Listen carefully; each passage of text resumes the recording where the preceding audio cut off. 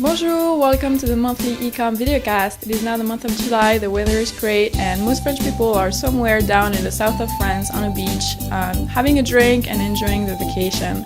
As I'll tell you in the next videocast, French people enjoy very long vacations, so July is usually the start of those vacations.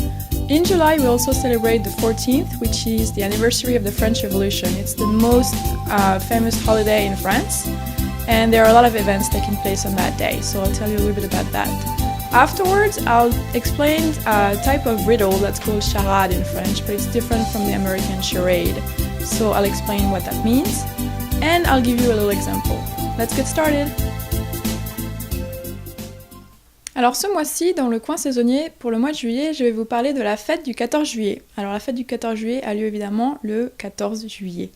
En France, on célèbre ce jour-là la prise de la Bastille, la Révolution française et la fin de la monarchie absolue. C'est un jour très important dans l'histoire française. C'est un petit peu l'équivalent français du 4th of July aux États-Unis. Alors en général, ce jour-là, il y a beaucoup de défilés militaires dans les grandes villes. Le plus célèbre, c'est celui de Paris qui a lieu sur les Champs-Élysées. Ce défilé dure plusieurs heures et il y a beaucoup de monde qui assiste à ce spectacle. Dans la journée, il y a des bals populaires, mais c'est surtout le soir, lors des feux d'artifice, que les gens profitent du 14 juillet. Après les feux d'artifice, les gens font la fête pour célébrer ce jour. Donc en général, ça se finit dans la joie et la bonne humeur. Alors pour le mois de juillet, dans le coin culturel, je vais vous parler un petit peu des charades. Ce sont des devinettes françaises. En général, les enfants aiment beaucoup les charades. En France, c'est un petit peu différent, les charades américaines. On essaie de faire deviner des choses en faisant beaucoup de gestes à ses amis, mais sans parler. En France, c'est le contraire, on ne fait pas de gestes, justement, on parle. On donne des indices pour faire deviner un mot à nos amis, en utilisant chaque syllabe séparément. Alors par exemple, mon premier est un métal précieux. Mon dernier a des ailes. Et mon tout est un fruit. Si vous réfléchissez, ça donne or, ange, ce qui donne orange. C'est ça une charade. Donc vous devinez chaque syllabe séparément.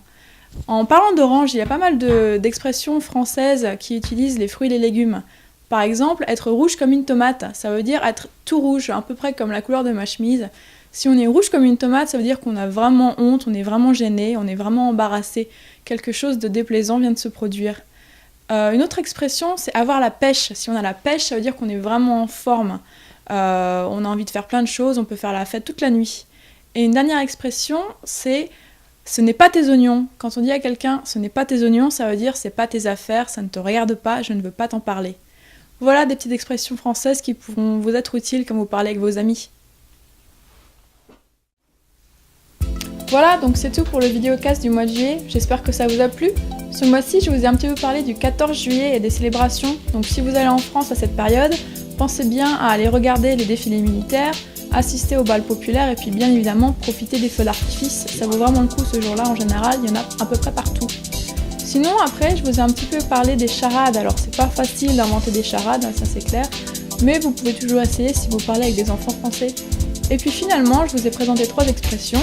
Alors j'espère que quand vous irez en France, vous ne serez pas rouge comme une tomate, mais que vous aurez la pêche. Et puis peut-être que les Français vous diront pas que c'est pas vos oignons, mais ignorez-les. Voilà, à très bientôt, au revoir.